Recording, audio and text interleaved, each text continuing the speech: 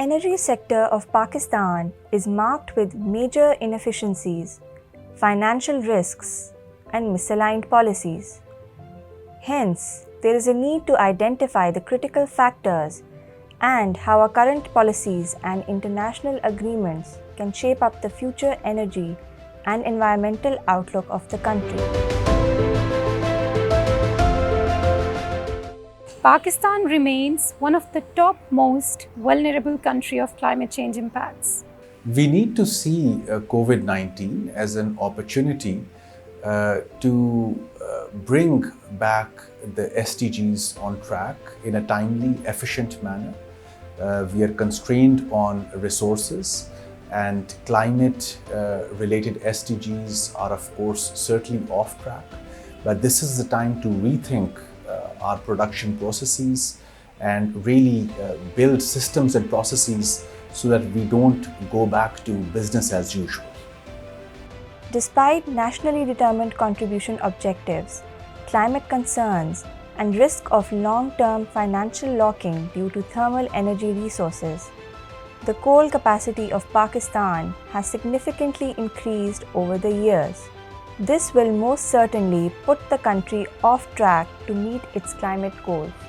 Green CPEC should be seen as an initiative where countries such as Pakistan can get to see a lot of knowledge and technology transfer. And of course, when this is embedded in current knowledge systems, it goes a long way in not just helping the public sector, but also the private sector to develop a shared understanding around green and clean energy over the longer term. Pakistan has ample physical resource potential of wind and solar. Only a fraction of total power is being generated from renewables. Most important for green CPEC, the share of fossil fuel financing has been decreasing, while the amount invested in renewable energies, particularly hydropower, has been increasing. Considering these potential impacts, greening CPEC seems to be a good way of mobilizing finances by focusing on accelerating investments in green and innovative infrastructure, also in renewable energy, transport, nature-based solutions, agriculture, trade, and so on. It will be timely to see that the fiscal policy or our investment-oriented promotion schemes which we have for the energy sector, they should be certain for our investors in the energy sector so that private enterprise or even those involved in public-private partnerships get to have a certain policy environment in this sector.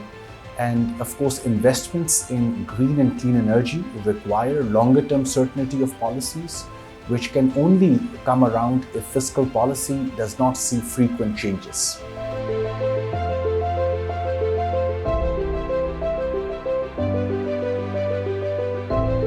Diversification of financial resources along with awareness and capacity building in financial institutions can ensure the availability of green finance and green stimulus. If this is to become a broader trend for Chinese overseas investments, we would need clear and stringent policy guidelines from both China and Pakistan. It would pave the way for clean energy transition in Pakistan.